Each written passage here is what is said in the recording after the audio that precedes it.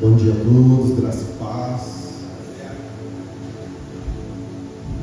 Aleluia. Querido, curva sua cabeça, vamos orarmos um pouco. Eu sinto uma graça especial nesse dia, desde que eu acordei. Eu sinto uma presença, desde o primeiro momento do dia, uma presença especial. Quando chegamos aqui, no início dos louvores, só acentuou mais essa presença. Eu creio que o Senhor quer nos ativar no Espírito essa manhã. Ativar o nosso Espírito acima da nossa alma, da nossa carne. Pai, em nome de Jesus, nós nos rendemos ao que o Senhor quer fazer essa manhã. Nós nos rendemos ao teu jeito, Senhor. Nós nos desarmamos essa manhã. Nós estamos aqui, nus diante de Ti, dispostos a receber tudo que o Senhor tem para a nossa vida. Pai, nós te pedimos, toca o nosso espírito no mais profundo essa manhã. Nós viemos aqui de um jeito, mas não queremos voltar do mesmo jeito para nossas casas. Nós te pedimos, Espírito Santo, toque cada um aqui, no mais profundo do seu interior, no seu entendimento, na sua alma, em nome de Jesus. Amém. Aleluia. Glórias a Deus. Querido, hoje eu gostaria de estar trazendo um tema muito precioso para compartilhar com a vida. E nem quem esteve aqui no culto onde estava o pastor Moisés, lembra que ele falou que o que ele iria falar não era um teste, vocês não iriam servir como cobaia dele, né? Era algo que ele já dominava, algo que ele já ministrava há um bom tempo, vivia, e exatamente isso hoje. Vocês não vão ser minhas cobaias no que eu vou falar, porque é algo que eu já vivo há muitos anos e ministro também há muitos anos, e eu sei exatamente os resultados do que eu vou falar, na minha vida e na vida de pessoas que usam esse entendimento, amém? É algo rompedor. Então, preste atenção em cada palavra, cada discernimento, e eu repreendo todo espírito de distração aqui, em nome de Jesus. Todo espírito que entende roubar a semente da palavra nos corações, nas mentes, eu dou uma voz de comando agora, saia desse ambiente, em nome de Jesus. Amém? Essa semana estava buscando entender o que falar. Como nós pregamos, a gente sempre tem algumas cartas na manga, né? Algumas pregações de muito tempo, que a gente só vai aperfeiçoando. Eu pensei, bom, será que eu ministro algo novo ou algo que eu já tenho? E por 2 vezes na semana o Senhor me sinalizou a palavra guerra. Eu pensei, bom, guerra, beleza. Ontem eu estava vendo o noticiário, creio que todos aqui viram como está a situação do Irã, guerra no Irã, né? Estados Unidos e Israel estão investindo bastante para tentar anular as forças daquele povo. Então, um povo extremamente, é o maior inimigo de Israel, o maior inimigo declarado há anos de Israel. Então ontem, para mim, foi definitivo ver aquele noticiário. Eu entendi, bom, eu preciso falar um pouco sobre guerra. Só que nós, como cristãos, a nossa guerra, queridos, não é uma guerra física, né? A nossa guerra, ela é espiritual. E ontem uma frase que saltou ao meu espírito, de que toda a guerra física a qual está acontecendo, a qual nós lidamos na nossa vida, que nós temos que nos estressar, nos esforçar, que geram grandes problemas. Toda a guerra física iniciou quando nós perdemos as guerras espirituais. Nós, como cristãos, nosso foco é guerrear, lógico, porém da forma correta, nas regiões espirituais. Amém? Abra comigo Efésios 6,12, para eu poder contextualizar isso, ancorar isso que eu acabei de falar. Efésios 6,12.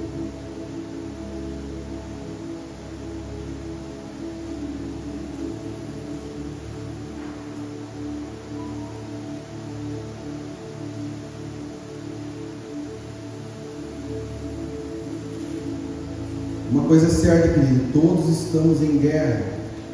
A partir do momento que você aceita Jesus e inicia a sua guerra, até o último dia da sua vida ou até a volta de Jesus. Uns com guerras mais intensas, outros menos, mas sempre haverá guerra espiritual.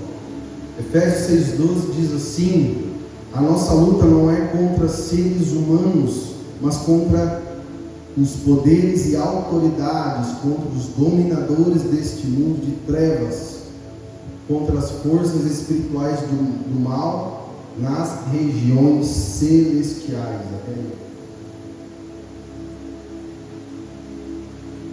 Eu lembro que vai fazer 4 anos já que eu passei por um momento muito difícil na minha vida, muito desafiador. Eu e minha família inteira passamos por isso. Foi um momento que a minha avó faleceu. E foi um momento para mim, até hoje, o momento mais difícil da minha vida, porque ela foi a mulher que me criou desde os meus 2 anos de idade. Ela me criou, me ensinou a ser gente, me passou princípios preciosos, princípios de fé, princípios de sabedoria, princípios de finanças, princípios de economia. Ela era uma mulher que, hoje em dia, quem me conhece sabe que eu sempre oro por tempestades. Eu não espero se armar, eu já oro e repreendo o nome de Jesus, né? Porque nós somos cristãos, Jesus fazia isso. Não é? Jesus repreendeu a tempestade. Mas só de saber que Jesus repreendeu uma tempestade, que isso nunca me ativou. Todos aqui já leram, mas eu creio que o que me ativou mesmo foi ver a minha avó na sua simplicidade, orando por tempestades. E na hora o céu se abria. Tudo ali, desde criança, convivi com isso. Então aquilo me ativou. Então, às vezes você só lê na Bíblia e não tem pessoas ao seu lado que vivem aquilo. Esse é o fator determinante. Amém? Então, quase 4 anos ela se foi. E um mês antes dela ir, meu filho João ele nasce, né? Depois a leitura que eu fiz foi muito clara. Parece não, tenho certeza que o subconsciente dela, ela esperou eu crescer, me criou, esperou eu crescer, casar, e assim que eu me tornei um pai. Foi como se ela dissesse: missão cumprida. Missão cumprida no sentido de que ela criou 2 gerações, criou minha mãe, me criou, e agora na sua partida ela conseguiu também estar tocando a 3ª geração na minha casa, meu filho. Aí você se pergunta: como isso? Hoje meu filho vai fazer 4 anos agora em junho. E nós só podemos criá-lo em casa, sem precisar de creche, porque quando a minha avó se foi, a pensão dela ficou para a minha esposa, para ela cuidar do meu avô, que tem 80 anos, e automaticamente ela pode, com isso, cuidar do meu filho. Então meu filho nunca foi para a creche. E esse era um sonho nosso, não colocá-lo na creche, a partir do momento da alfabetização apenas. Deus realizou esse sonho, porém não imaginávamos que seria da forma que foi. Então, a vida da minha avó me ensinou muito, querido. O que é nós cumprirmos a missão? A vida dela me ensinou que nós só podemos dizer que nós cumprimos a missão quando a nossa vida vai tocar gerações em vida e após a nossa morte. Quando a sua vida tocar gerações em vida e após a sua morte, você pode dizer que você cumpriu a missão. Amém? Por quê? Porque foi exatamente isso que Jesus e os heróis da fé fizeram. As suas vidas tocaram as gerações enquanto eles estavam vivos, e o seu legado tocou as gerações posteriores até chegar em nós, e ainda irão tocar muitas gerações. Amém? Então, logo quando ela partiu, eu e minha esposa, nós entendemos algo muito automático. Nós não poderíamos mais perder tempo com coisas que não faziam parte do propósito de Deus para a nossa vida. Nós já estávamos na igreja, envolvidos na igreja.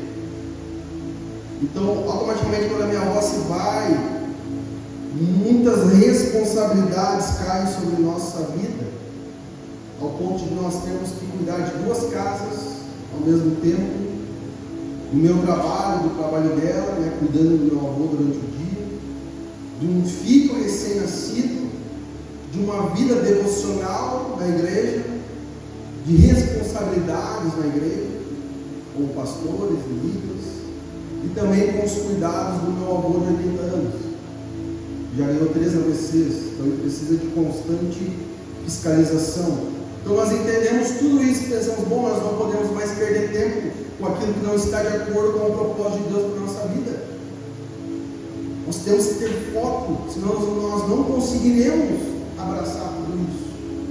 E qual foi a orientação do Senhor para nós naquele momento? Foi uma orientação muito simples, muito clara: intensifique a oração no Espírito. Porque o momento que Deus pede para intensificar é porque Ele já sabe que você faz aquilo, porém não como deveria. Então a orientação foi: intensifique a oração no Espírito, ou oração em línguas, como você deseja. Então hoje, querido, eu gostaria de falar para você de uma chave espiritual que mudou a minha vida na minha casa, que me fez conseguir administrar todas essas coisas. E mais agora eu preciso administrar uma faculdade em meio a tudo isso. Então não é de qualquer jeito que isso vai acontecer. Tem que ser algo sobrenatural. Então essa chave, para que você entenda, ela já limpou muita sujeira dentro de mim. Já me limpou muito. Já me deu muitos livramentos que eu nem imagino. Já curou traumas do passado. Me fez ter muita clareza das Escrituras. É uma chave preciosa para você ter clareza das Escrituras, o que está por trás do texto, qual é a revelação. Me trouxe já muito refrigério em momentos difíceis, me curou de uma quase depressão, aumentou muito a minha fé, porque ela tem a função de edificar a nossa fé, de construir a nossa fé em todas as etapas. E com tudo isso, essa chave me alinha ao propósito de Deus cada vez mais. E como eu queria, como foi a direção de Deus, ela não me faz perder tempo com aquilo que não está ligado ao propósito de Deus para a minha vida. Porque tudo que o diabo quer nesses dias, que o principal investimento dele é te distrair com coisas que não fazem parte do propósito de Deus para a sua vida. Se ele conseguir te distrair, para você não focar naquilo que Deus está te sinalizando, ele ganha o jogo. Entenda isso. Hoje em dia a distração está nos fazendo perder o propósito. Para entender melhor sobre essa chave, eu fui na Bíblia, lógico, mas também em homens, né, da minha geração, que tem em seus ministérios essa chave como uma grande base dos seus ministérios. O primeiro homem que me ativou nessa chave, ele se chama David Robertson. É um americano, um pastor americano. Para quem conhece, sabe que ele é o pai da oração em línguas.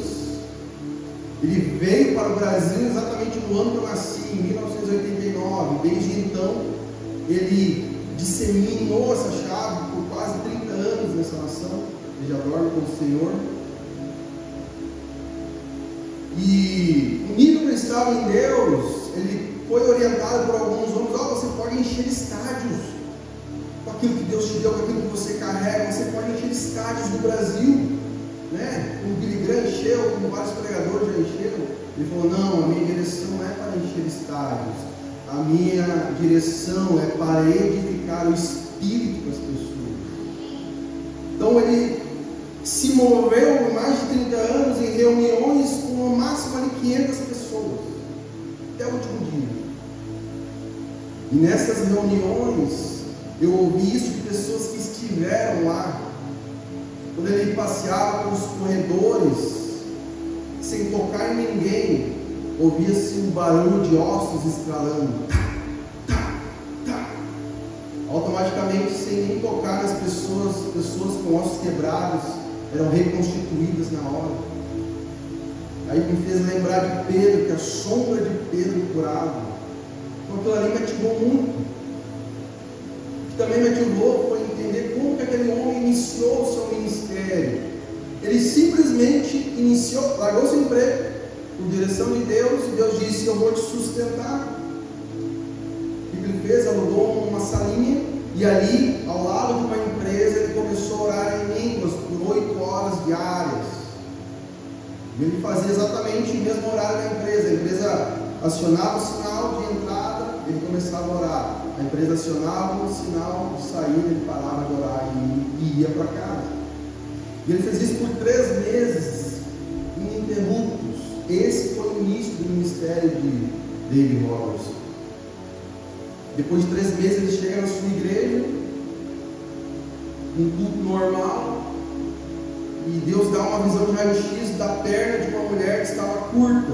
Ele vê o espírito daquela perna crescendo, e Deus o orienta: toque nela, ore por ela. Na hora ele ora por aquela mulher, a perna cresce, aquela mulher cai no espírito, ele também cai, tamanha glória que foi, e todos, em torno de 150 pessoas naquela igreja, iam ajudá-lo a levantar. Todos que tocavam nele caíam também, todos, a igreja toda ficou no chão, tamanha glória de Deus. Então você fazia: mas isso aí é heresia, pastor.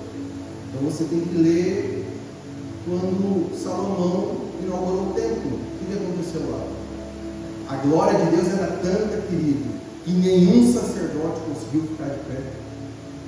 Logicamente existe muita falsidade quanto a isso na igreja, mas nós temos que usar sobretudo o espírito de discernimento e entender quando é a glória de Deus. Amém? Glória a Deus. Então, querido, a vida desse homem me ativou a buscar, a desenvolver esse dom, a buscar desenvolver sobretudo uma vida no Espírito. A vida dele me inspirou a fazer isso. E isso, sem dúvida, é uma das principais funções de qualquer líder espiritual, qualquer pastor, é inspirar pessoas a se moverem nas questões espirituais, a desenvolverem o seu espírito, para que ele haja de forma predominante sobre a alma e sobre a carne. Essa é a nossa principal função. Amém? Glória a Deus. Então, a vida dele me inspirou. E eu lembro que eu ainda era solteiro. Hoje em dia eu não consigo mais fazer isso. Glória a Deus. Futuramente eu consiga novamente. Mas quando eu era solteiro, eu falei: não, vou copiar esse cara. Eu me trancava no quarto e orava hora após hora. E com o tempo teve dias que eu consegui atingir 8 horas de oração naquele dia. Por algumas vezes eu consegui atingir aqui. Porém, logicamente, eu não comecei orando 8 horas, eu comecei orando 15 minutos, 30 minutos, 1 hora, 2, 3, até chegar aqui. E eu lembro que foi a melhor época da minha vida, onde eu estava mais sensível ao Espírito Santo, onde Deus mais se movimentou através de minha vida e em minha vida principalmente. Por que eu estou falando quantas horas que eu orei? E querido, como eu disse antes, às vezes você ver uma pessoa nos Estados Unidos que ora 8 horas por dia, aquilo talvez não te ative, mas alguém alguém que está perto de você, talvez te ative. Então não é para me engrandecer, é para servir como uma referência para você, logicamente, pensar, bom, o pastor David orou 8 horas, o pastor Bruno também orou uma época na vida dele, então é possível. É isso que muitas vezes ativa a nossa fé. Amém? Glória a Deus. Hoje eu gostaria de falar sobre esse dom maravilhoso, por 2 motivos. Primeiro, nós já falamos, estamos em guerra, todos aqui, em um nível maior ou menor, estão em guerra. É uma guerra espiritual. Então, se você não discernir isso, ela vai transicionar para uma guerra física. E também por já termos muita informação, querido. Nós, como cristãos, já temos muita informação do que precisamos fazer, porém temos pouca atitude. Isso é um grande problema na igreja. Nós estamos inchados de informação. Por quê? Porque nós não estamos pondo em prática. Então a oração em línguas, ela vai o quê? Vai sintetizar tudo aquilo que o Senhor já colocou na sua mente, de informações, de meditação, de experiências que você já viu outras pessoas fazer. Vai fazer o quê? Vai sintetizar tudo em atitudes, em comportamentos. Essa chave faz isso também. Amém? Porém serão atitudes guiadas pelo Espírito. Porque a Bíblia diz que aqueles que são filhos de Deus são guiados pelo Espírito. Então não é você ler a Bíblia e entender, bom, eu preciso dar comida aos pobres. Ok, vou lá e vou. Deus está te pedindo isso. O Espírito Santo está te pedindo isso. Está na Bíblia, mas o Espírito Santo está te pedindo. Então isso é que é ser filho. Não é fazer coisas boas, é fazer o que o Espírito está direcionando. Amém? E a oração em línguas ajuda muito a termos essas atitudes a qual o Espírito está nos orientando. Por quê? Porque você fica mais sensível à presença do Espírito Santo quando você ora em línguas, quando você ora no Espírito. Porque Deus é Espírito, Espírito Santo é Espírito. Então como que eu devo me relacionar com o Espírito? Orando no Espírito, recebendo os comandos espirituais e me movendo de forma espiritual. Amém? É algo que tem que ficar muito claro entre nós, queridos.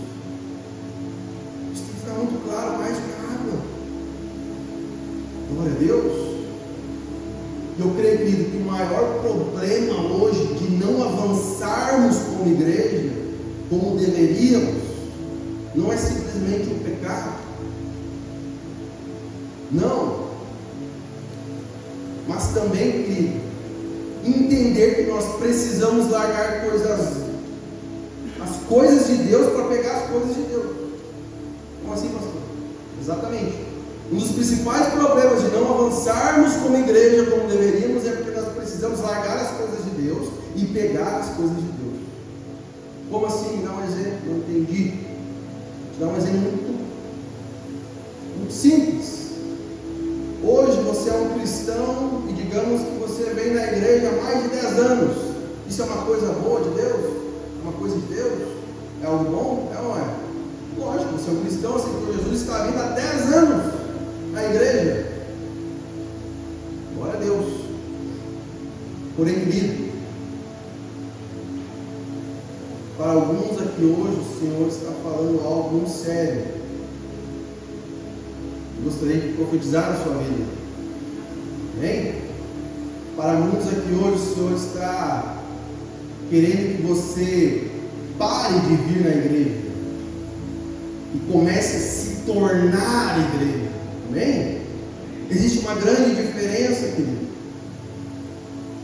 Eu posso estar todo domingo dentro de uma garagem e eu nunca vou me tornar um carro. Assim como eu posso estar todo domingo na igreja há 10, 15, 20 anos e nunca me tornar um verdadeiro cristão. Nós precisamos entender isso. Não é o ambiente onde eu estou que vai definir quem eu sou,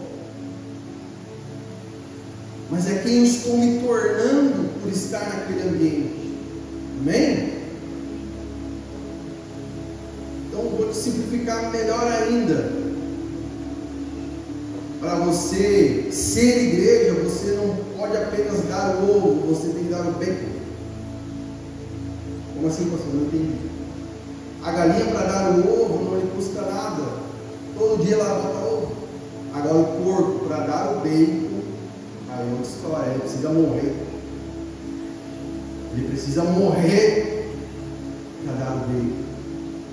Então, de uma forma muito simples, como é que eu sou igreja, pastor? Dando bacon. Tem que ser algo que te custe, que custe a sua vida, que custe o seu tempo, que custe as suas finanças, que custe um passeio no final de semana que você ficou orando, que você ficou fazendo a obra de Deus. Não é para você ser um escravo na igreja, é necessário equilíbrio, mas muitas vezes Deus vai te pedir coisas, querido, renúncias. Amém? Glória a Deus. Então, para sermos verdadeiramente cristãos, o fato de estarmos na igreja não faz diferença, querido. O que define então, pastor, o que é ser um verdadeiro cristão? Você precisa nascer de novo. É a conversa que Jesus teve com Nicodemos. Nicodemos começou a fazer umas perguntas estranhas lá. Jesus parou a conversa e ele falou: olha, Nicodemos, até aqui nós conversamos, a partir de agora tu precisa nascer de novo.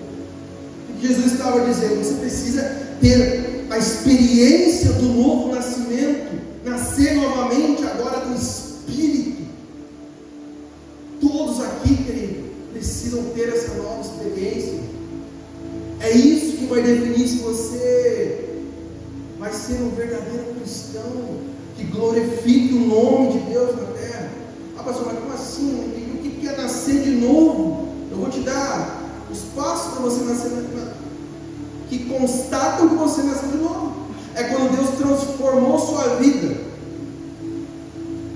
teve um encontro com você pelo seu Espírito, que transformou sua vida, transformou seu coração, suas atitudes, renovou seus sentidos. Você começa a ver coisas que você não via antes. Falar, tem coisas que você não consegue mais falar. Na hora o Espírito Santo te constrange.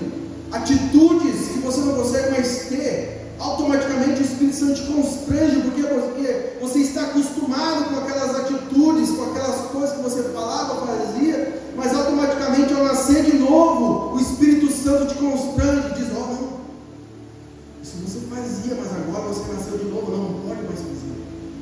Não é o pastor que constrange você, não é o pastor que diz o que você pode ou não pode fazer, querido. É o Espírito Santo que vai fazer esse trabalho. Nós temos como líderes espirituais, pastores, te orientar ao que está escrito. É o que está escrito, discernimento do que está escrito. Mas quem te convence é o Espírito Santo. E para que ele te convença, você precisa ter uma comunhão com ele, mesmo após o novo nascimento. Porque se você não tiver essa comunhão com o Espírito Santo, muitas coisas que virem na sua mente para fazer, você não vai ter o discernimento de se é de Deus ou não é. Por isso também a meditação nas Escrituras, oração em línguas, tudo isso vai sintetizar a vontade do Espírito Santo para a sua vida, amém? Glória a Deus. Então há uma renovação total na sua vida quando existe um novo nascimento. A partir daí, com a intimidade do Espírito Santo, você consegue ser um verdadeiro cristão. Amém? Então outra característica do novo nascimento, você até tenta voltar para a vida antiga em alguns momentos de dificuldade e não consegue. Não consegue, você não se vê mais fazendo aquilo. Pode até praticar, mas você não consegue permanecer naquele erro. Esse é um sinal do novo nascimento. Querido, o novo nascimento é quando você tem a convicção na sua mente, no seu coração, de que não é mais você quem vive, mas é Cristo quem vive em você agora. Amém? Essa é a principal evidência. Não sou eu mais quem vivo, não sou eu mais quem falo, que faço, mas é Cristo que habita em mim pelo seu Espírito, que vive em mim, faz através de mim, fala através de mim e faz todas as coisas. Amém?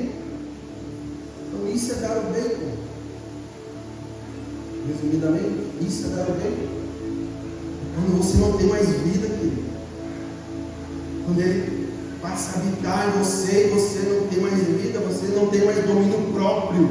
No Antigo Testamento, os profetas, eles eram possuídos pelo Espírito, até mesmo contra a sua vontade. Jonas era um deles. Ele só foi para Nínive porque ele foi possuído pelo Espírito e o peixe entrou no meio do caminho também. Ele não queria. Porém, hoje, querido, nós não somos mais possuídos contra a nossa vontade pelo Espírito. Mas eu oro a Deus, Senhor, todos os dias eu quero ser possuído. Eu quero ser possuído. Eu me coloco no meu corpo, a minha mente, a minha vida, para ser possuído pelo Teu Espírito. Eu te dou legalidade, Senhor. Eu sei que não é uma norma no Novo Testamento, mas eu te dou legalidades sobre minha vida, sobre os meus sentidos. Essa é a minha oração, querido. Então, para termos essa vida de novo nascimento, essa vida no Espírito, para ativar cada vez mais o nosso Espírito, nós precisamos de ter práticas espirituais. E a oração em línguas, para mim, é uma das principais práticas espirituais que nós devemos desenvolver. Por quê? Porque, como eu falei, é um sinal de quem nasceu de novo. Por quê? Porque está na Bíblia, no Novo Testamento. Paulo, o maior de todos os apóstolos, pregou e ensinou sobre isso, viveu principalmente. Por quê? Porque é um dom que está acessível. Por quê? Porque nos faz entender o que precisamos soltar, que não tem a ver com o propósito, nos faz entender o que precisamos pegar, que tem totalmente a ver com o propósito de Deus para nossas vidas. E é um dom que ativa o nosso espírito. Amém? Então, outra função de um pastor, de um líder espiritual, querido, é te ajudar a desenvolver o seu espírito. Pensa num pastor, num líder espiritual, qual é a principal função dele? Não é tomar café na sua casa, não é jantar na sua casa, não é ter gabinete com você para arrumar sua vida, não, querido. Faz parte, mas a principal função de um líder espiritual, de um pastor, é te ajudar a você a desenvolver a sua vida espiritual, te ajudar a você a ter conexão com o Espírito Santo de Deus. Quando ele consegue isso, esse é o maior êxito de um líder espiritual, é o maior êxito de um pastor, fazer com que você seja emancipado dele. Que você caminhe com suas próprias pernas, sem precisar de um gabinete semanal. Esse é o principal êxito de um pastor, quando você, com a intimidade com o Espírito Santo, desenvolvendo as chaves espirituais, orando hora após hora, consegue saber exatamente o que você precisa fazer, o que você não precisa fazer, onde você precisa estar, onde você não pode estar, com quem você pode se relacionar, com quem você não pode. O Espírito Santo nos dá o discernimento total das mesas nas quais nós podemos estar e as mesas que nós não podemos, querido. Entenda isso. E você, entenda, você é um ser trino. Você tem corpo, alma e espírito.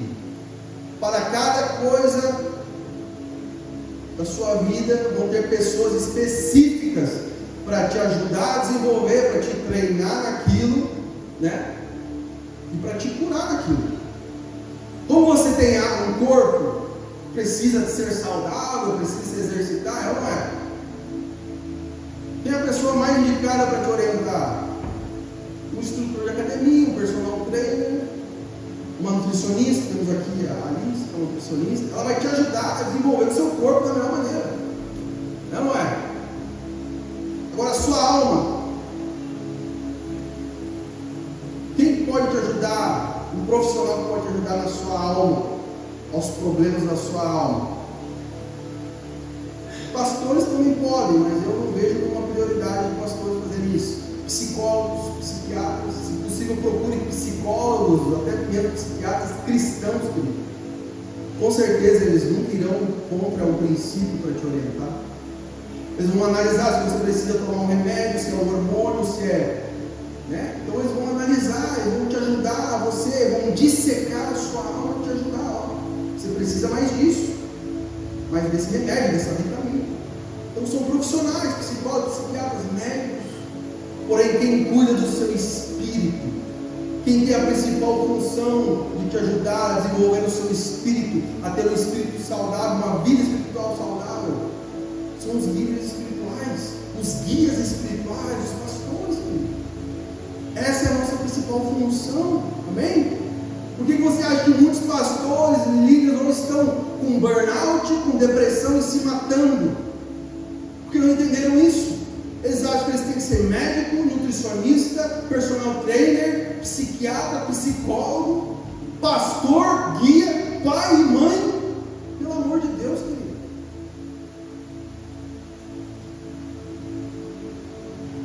Pelo amor de Deus. Cada um seu quadrado. Amém?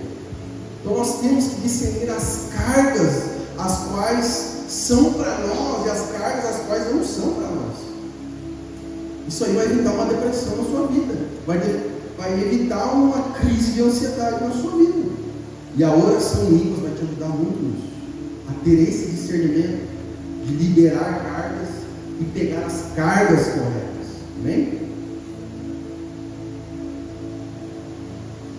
Abra comigo 1 Coríntios 2, versículo 9.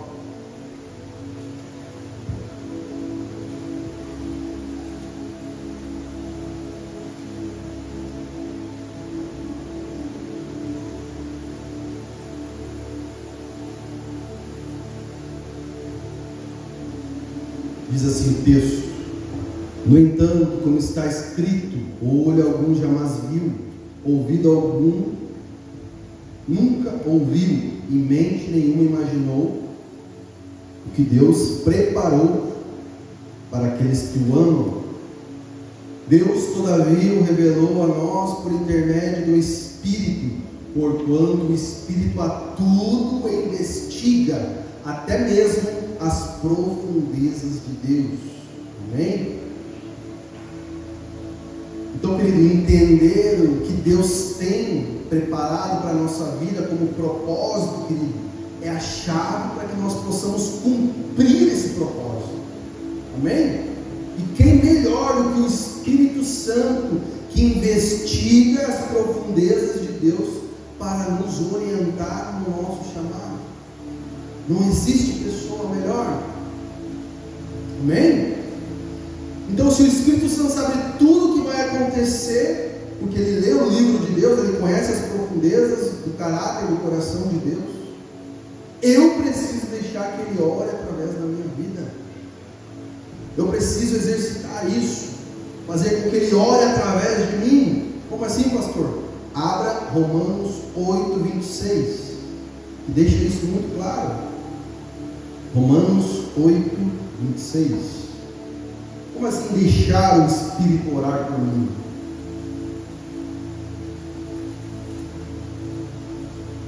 Romanos 8, 26. Diz assim o texto: da mesma forma, o Espírito nos ajuda em nossa fraqueza, pois não sabemos orar como convém, mas o próprio Espírito intercede por nós com gemidos inexprimíveis. O que significa isso? Que o Espírito Santo, na questão da oração em línguas, na oração do Espírito, ele ora através de você. Quando você está lá, não é você quem está orando, querido, é o Espírito Santo que ora através de você. É Ele que entende as profundezas do caráter, do coração de Deus. É Ele quem entende o propósito de Deus para a sua vida. E através dessa linguagem que você não entende, que os demônios não entendem, Ele ora a exata vontade do Pai para a sua vida. E por que a gente tem que fazer isso? Porque as palavras, elas criam todas as coisas. E as palavras certas também criam. Então, quando você ora em línguas, você está falando, criando uma linguagem espiritual. Você não entende, demônios não entendem, e isso é muito bom, porque se você entender o que você está falando, você pode dizer: ah, bom, mas eu não quero viver isso desse jeito. Ah, não, tchau. Você pode sabotar o propósito de Deus na sua vida. Ou você acha que se José soubesse tudo que ele iria passar até chegar a gerente do Egito, você acha que ele ia gostar? Ia gostar? Ah, beleza.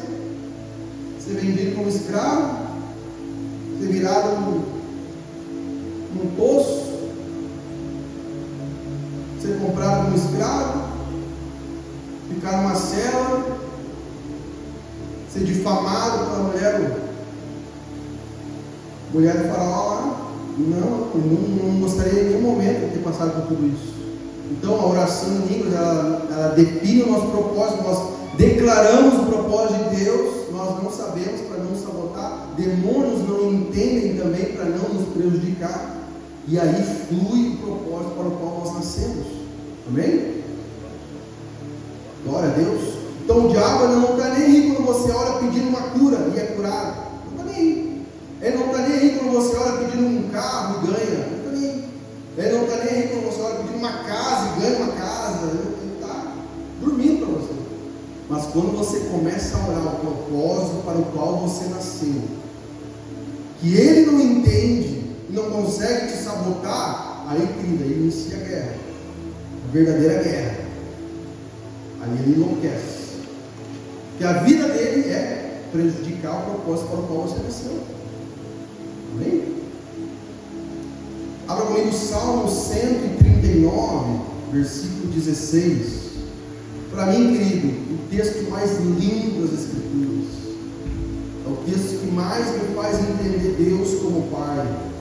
O próprio Davi, que era um homem segundo o coração de Deus, citou esse salmo.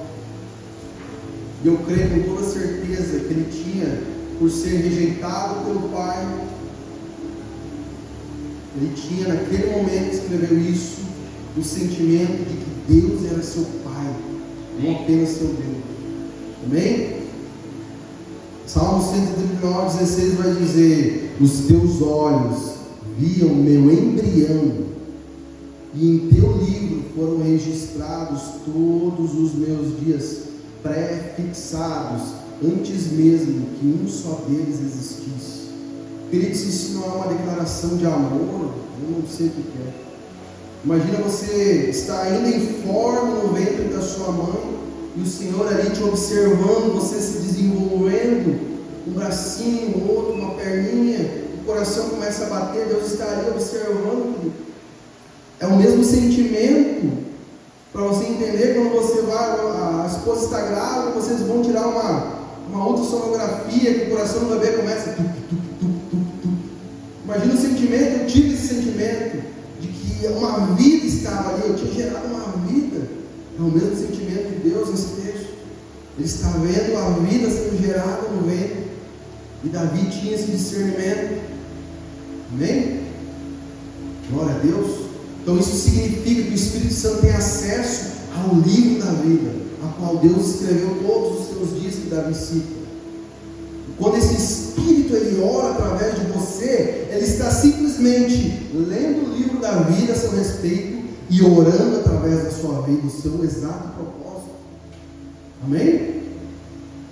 E automaticamente você está declarando o seu propósito de Deus. E palavras criam realidades. Palavras criam realidades. Deus fez tudo falando. Deus falou: haja e ouve, haja e ouve, haja e ouve. Então as palavras têm muito poder, querido. Cuidado com suas palavras. Ontem eu estava lá cuidando do meu avô, e passou lá um programa, Casos de Família, eu acho. A gente deixa lá no SBT, no YouTube para ele, né? Às vezes aparece esse programa lá, daí quando a gente está lá ajudando, passa lá e a gente ouve alguma coisa. Para você ver que a palavra tem tanto poder, a mãe estava amaldiçoando a filha para que ela perdesse aquele filho. A própria mãe fazendo aquilo naquele programa. E ela perdeu um, e com certeza vai perder o próximo. E as palavras têm muito poder, querido. Então cuide com suas palavras. Às vezes nós acreditamos. Quem é que crê que as palavras têm poder? Amém? Mas entenda, elas têm poder tanto para o bem quanto para o mal. Às vezes nós acreditamos mais em uma maldição, né? Até perguntei uma vez para um ateu: tu crê em Deus? Tu crê em Jesus? Não. Tá, então eu posso te amaldiçoar agora? Mas tá louco, rapaz? História é de me amaldiçoar. Entendeu? Não crê na Bíblia, não crê em Jesus, mas crê na maldição da palavra negativa. Entendeu, querido? A palavra tem poder. Amém? Então esse dom, ele fala exatamente o seu propósito, para o qual você vai viver e dar forma a esse propósito. Billy Graham disse uma vez: orar é a respiração da alma. Orar no Espírito é viver plenamente o dom de Deus. Então quando você vai ter uma vida plena com Deus, quando você orar no Espírito, quando você declarar a realidade para a qual você nasceu, aí vai existir a plenitude. Amém? Glória a Deus. Então nós precisamos, sobretudo, também estar atentos à voz do Espírito. Estar atento à voz do Espírito. Como nós discernimos a voz do Espírito? Eu vou te dar uma chave preciosa, querido. Você precisa, para discernir uma voz, você precisa calar as outras vozes. Se existem 4 vozes que estão falando ao mesmo tempo, e eu quero ouvir só uma delas, como eu faço? Eu calo as outras 3. Automaticamente eu vou ouvir aquela voz que eu queria. Então na nossa vida nós temos essas 4 vozes. Porém nós precisamos calar 3 vozes para ouvir a voz do Espírito. Amém? Primeiro passo para você calar uma dessas vozes é quando você cala a voz de pessoas. Pessoas falam nos nossos ouvidos o tempo todo. Quando você cala a voz de pessoas? Quando você cumpre Mateus 6,6. Quando você entra no seu quarto, fecha a sua porta e ora ao seu pai que está em secreto, e o seu pai que te ouve em secreto te abençoará. Ponto. Porém, quando você entra no quarto, você calou a voz de pessoas ao seu redor. Porém, no quarto você levou mais 2 vozes com você: a voz da sua alma e a voz da sua carne. A carne ela grita, nem fala. Então, como que você cala a voz da sua alma dentro do quarto, que entrou junto com você? Orando no Espírito. Automaticamente você cala a voz da sua alma, querido. E depois a voz da sua carne que grita, que você elevou também junto desse quarto, como você cala, jejum. É o que nós estamos falando aqui esse mês inteiro. O Sr. Tiago deu a direção de um jejum para todos, de 40 dias. É uma chave tremenda espiritual. Se você unir a oração em línguas, você vai voar. Amém? Então não esqueça dessa receita para você ser mais sensível à voz do Espírito. Jejum, quarto e oração em línguas. Você vai ter a melhor percepção da presença do Espírito Santo. E ao ter essa melhor percepção da presença do Espírito Santo, do próprio Deus, muitas coisas você não vai fazer. Quem é que lembra quando o pai, a gente aprontava o dia inteiro em casa, né? E a mãe dizia: quando teu pai chegar. O que acontecia quando a gente via chegando no portão? Corria, arrumava bagunça, ou se escondia, não sei. Por quê? Porque nós tivemos a consciência da presença do Pai. Então a oração em línguas, o jejum, a oração, o quarto secreto vai desenvolver em você uma sensibilidade da consciência do Espírito Santo de Deus. E você vai fazer alguma coisa, bom, fazer aquilo ali, mas está errado. Aí vem o Espírito Santo, você tem essa consciência ativa já, não é para fazer. Ah, mas não é nem pecado, como assim não posso fazer? A pessoa que eu quero que tu te torne não pode fazer isso. Não é que seja pecado. Muitas vezes não é pecado, querido, beleza. Mas tem coisas que para você, o Espírito Santo não quer que você faça. O homem, a mulher que eu quero que você se torne, não faz isso. Essa sensibilidade que nós precisamos ter, querido. Amém? Glória a Deus. Outro benefício da oração em línguas, como diz 1 Coríntios 14, ela nos edifica. Paulo fala que quem ora em línguas edifica a si mesmo. Edificar no grego significa oikodomeu, que significa construir, erguer. Tem tudo a ver com erguer um edifício, construir um edifício. Porém, a principal etapa de construir um edifício, querido, são os fundamentos. Entenda o edifício que Deus quer construir na sua vida. Aí você vai entender quanto que você tem que se dedicar aos fundamentos, a oração em línguas, escalando. Eu lembro de uma obra que eu vi, que para começar a botar o primeiro tijolo, eles ficaram mais de 3 anos escavando os fundamentos e edificando os fundamentos daquela obra. Porém depois, um edifício de mais de 100 andares. Então você é quem determina a obra de Deus na sua vida, se vai ser uma cabaninha de palha sem fundamento nenhum que só cabe você, ou se vai ser um edifício que cabe centenas, milhares de pessoas. Amém? E se você tem a chamada para ser um líder espiritual, um pastor, com certeza Deus tem um edifício para a sua vida, onde várias pessoas vão entrar nesse edifício, vão ser edificadas pela sua vida. Amém?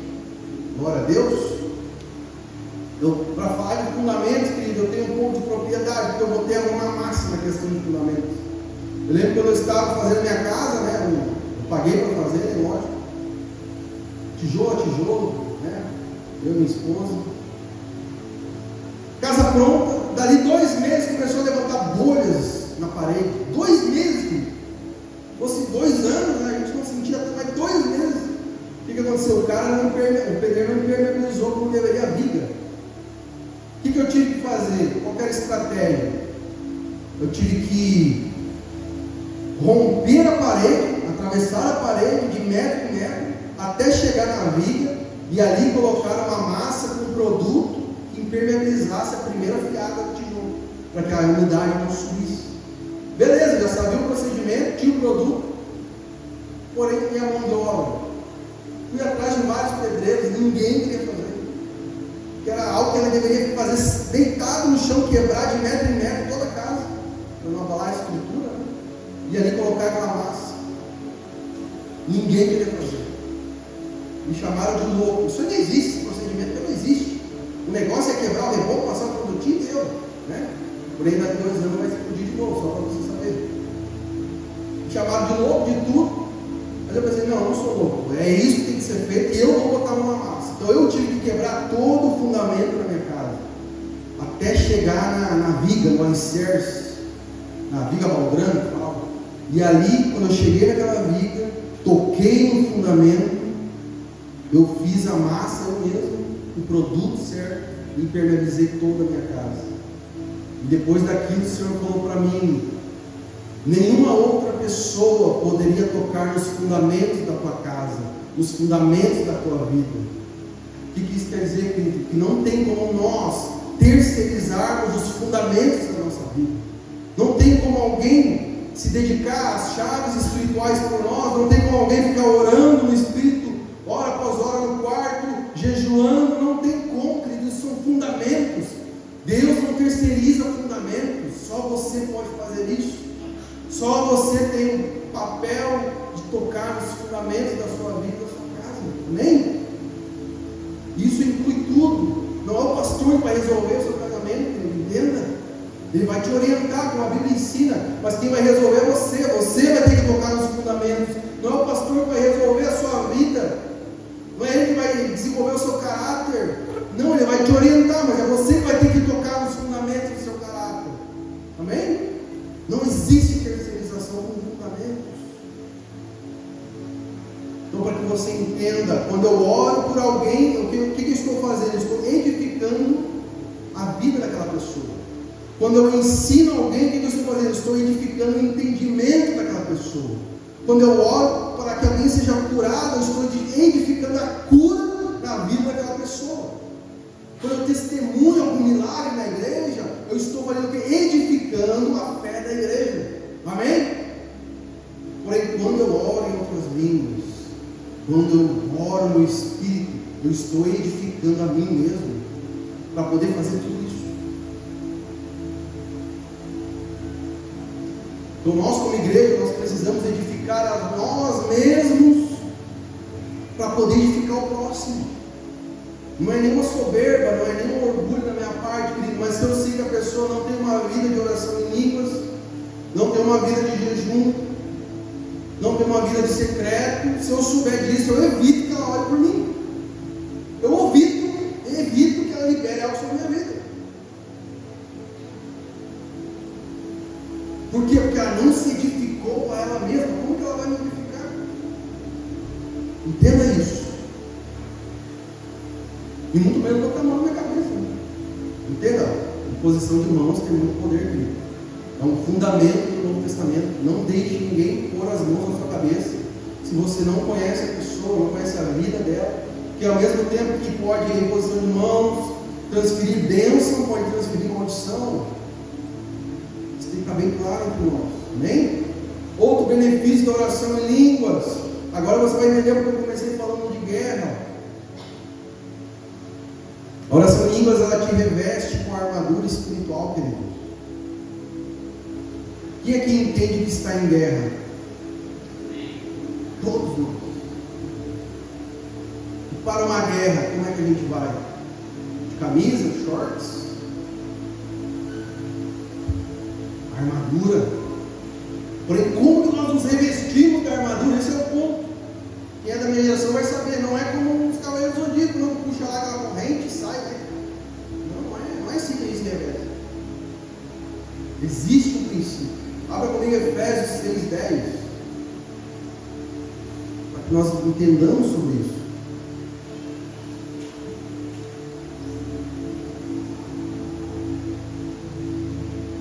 Efésios 6:10.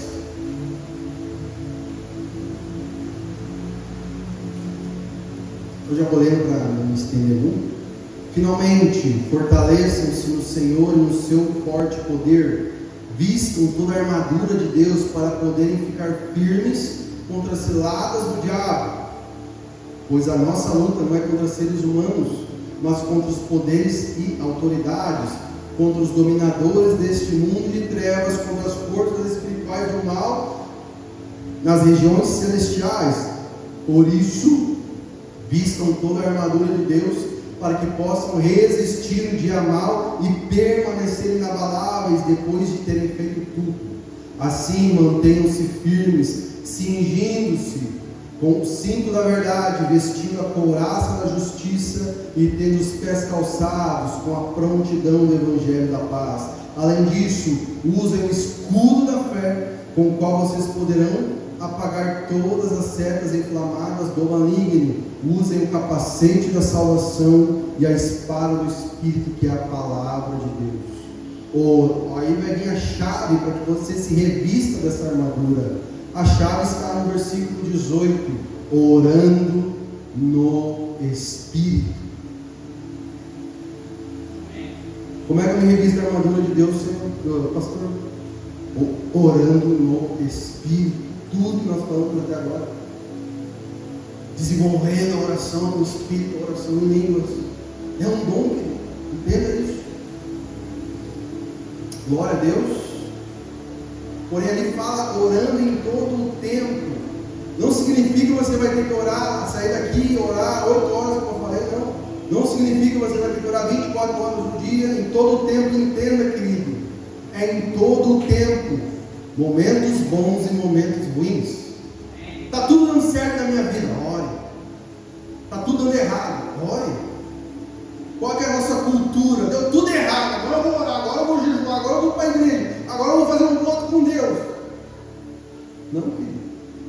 Tenha a inteligência bíblica. Ore em todo o tempo, nos momentos bons, está tudo dando certo. Eu particularmente, eu prefiro orar nos momentos bons.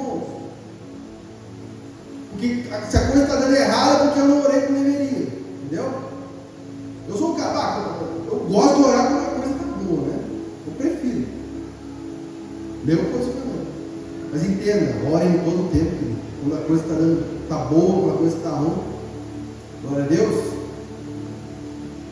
Aí você pode dizer, pastor, gostei de entender sobre isso, gostei do dom de línguas, dessa chave preciosa, quero introduzir na minha vida, como é que faz? Abra Coríntios, 1 Coríntios 12, que eu te ensino como o próprio Paulo vai nos ensinar. 1 Coríntios 12, 31.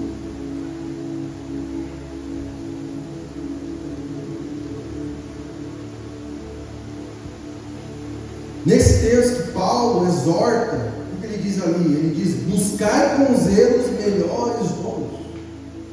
No meu ponto de vista, os melhores dons, dom de profecia, dom de línguas e dom de discernimento, para mim são os melhores. Glória a Deus. E a palavra buscar no grego significa zeló, que indica um desejo intenso. Então, para você buscar os melhores dons, você precisa ter um desejo intenso. Eu, no meu caso, ninguém orou por mim para mim receber um dom, mas eu tive um desejo intenso sobre aquele dom. Deus me deu no meu quarto. Então, Mateus 7,8 vai dizer: porque aquele que pede, recebe, o que busca, encontra, o que bate, se abre. E qual de entre vós, o homem que pedindo-lhe pão, o seu filho lhe dará pedra, e pedindo-lhe peixe, lhe dará uma serpente? O que significa? Peça os dons a Deus. Se você pedir, pai, eu quero um dom tal, eu quero um dom de línguas, um dom de profecia, um dom de discernimento, querido, ele é seu pai, ele vai te dar no momento certo. Amém? Porém, queira, busque intensamente esse dom, deseje ele, e após desejar, pedir e receber, o que você faz? Você exercita esse dom. É como um músculo. Se você nunca exercitar, nunca vai crescer, nunca vai se desenvolver. Amém? Glória a Deus. A.W. Tozer, um grande evangelista, disse uma vez: nenhum homem está em melhor posição para aprender que aquele que deseja ser ensinado pelo Espírito. Então tudo vai acontecer na sua vida mediante o seu desejo. Amém? Glória a Deus. Agora um ponto que nós precisamos abordar, científico, orgânico, sobre a oração em línguas. Existe uma faculdade nos Estados Unidos chamada Faculdade Oral Roberts. E nessa faculdade eles fizeram pesquisa sobre a oração em línguas. O que eles fizeram? Pegaram crentes, colocaram eletrodos no cérebro, no corpo, e disseram: ore em línguas. E o que acontecia enquanto eles oravam em línguas era algo extremamente interessante. Mostrou os exames que o nível de estresse caiu, a pressão arterial baixou, a imunidade aumentou de 30% a 50%. Para quem entende de medicina sabe que isso é impossível com qualquer remédio, qualquer comida, é impossível a imunidade aumentar tanto. Então não existe alimento, não existe medicação que faça isso, a não ser oração em línguas. Quem está falando isso para você é alguém que faz 12 anos que ora em línguas e nunca precisou de remédio e de baixar no hospital.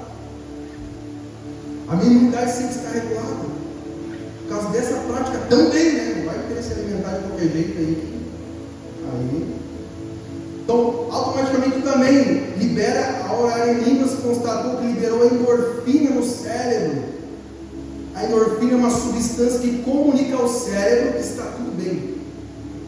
E automaticamente o cérebro comunica aos órgãos do corpo: está tudo bem. E o órgão não adoece.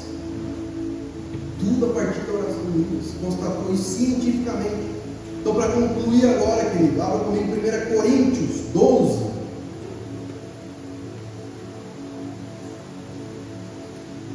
Para que você entenda agora, arremate tudo.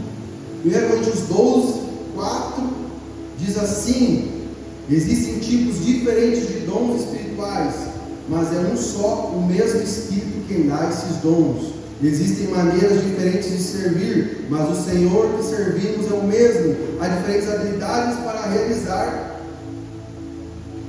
trabalho, mas é o mesmo Deus quem dá a cada um habilidade para fazê-lo, para o bem de todos. Deus dá a cada um alguma prova da presença do Espírito Santo.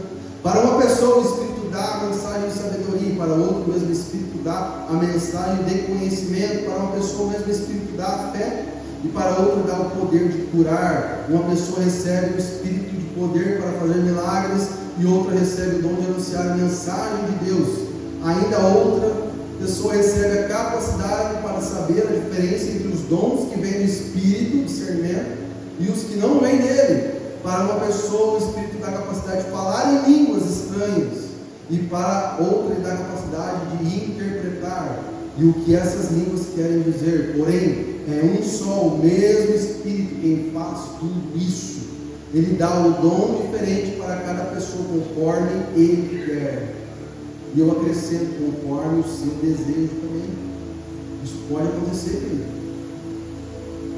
Então, com esse texto nós entendemos que as línguas do Espírito são um dom que pode ser recebido mediante a sua vontade em PVT, como também pode ser através de imposição de mãos.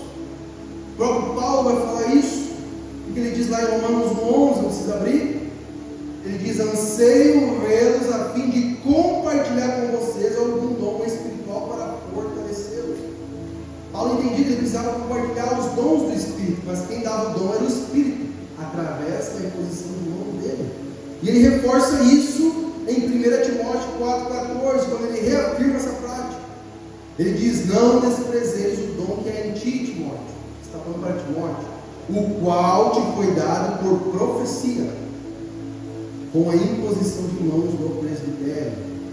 Então, nesse texto, Paulo está deixando claro que você pode ganhar um dom, nesses textos, aliás, através do seu desejo, no seu corpo, sem ninguém considerar você, através de profecia e imposição de mãos. São os 3 meios de você ganhar um dom. Amém? Glória a Deus, coloque de pé comigo.